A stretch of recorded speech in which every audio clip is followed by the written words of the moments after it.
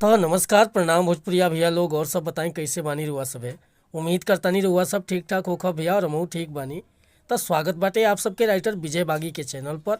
और आज उपस्थित बानी भैया रुआ सबके बीच में लेके जाड़ा स्पेशल एकदम नया मैटर मेल फीमेल गीत बा। बस एक नया म्यूजिक बनवा के बढ़िया तरीका से गायकी कर देतानी तो गाना 100% बच जाई भैया। तो चलिए देर न करते हुए मैटर के शुरुआत कर लिया कि कैसे गीत के गावे के बा, का एकर धुन बा, का लय बा। लेकिन वीडियो स्टार्ट कर से पहले भी एगो बात बतावल चाहब।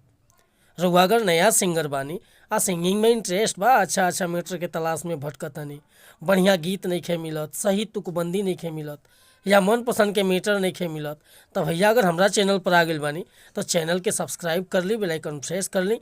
हर रोज रुआ के नया नया मैटर सुने के, देखे के और गावे के मिलत रही भैया।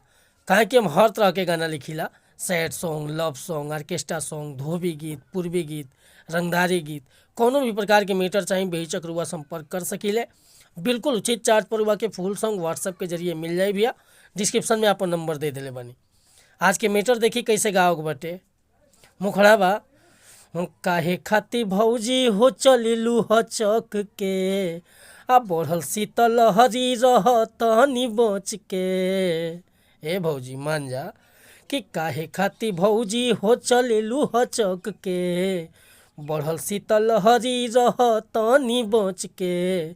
बारे घरे न बड़का भैया हो, सुन टी से देवर करिया हो, तनी दाब के बुढ़ा दर जइया हो। टी से ला देवर करिया हो, तनी दाब के बुढ़ा दर जइया हो।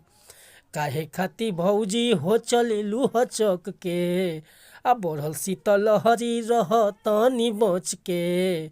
बारे घरे न बड़का भैया हो, ए होटी से देवर करिया हो, तनी दाब के बुढ़ा दर जइया हो। टी से ला देवर करिया हो, तनी दाब के बुढ़ा दर जइया हो। तो भैया ये मुखड़ा लेकर वह सबके बीच में उपस्थित रहनी है। अगर ये मुखड़ा पसंद बा, फूल गीत लिखवावे के चाहतनी तो बेहिचक हमरा व्हाट्सअप नंबर पर संपर्क कर सकीले।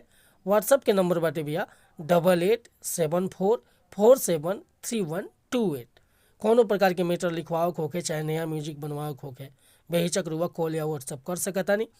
वीडियो पसंद आए तो एगो लाइक करब, कमेंट करब। आ चैनल पर अगर पहली बार आए भैया तो चैनल के सब्सक्राइब कर ली।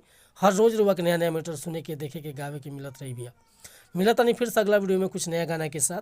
कोनो गलती त्रुटि भली है विजय बागी से तो क्षमा करे जा। जय हिंद, जय भारत, जय भोजपुरी समाज।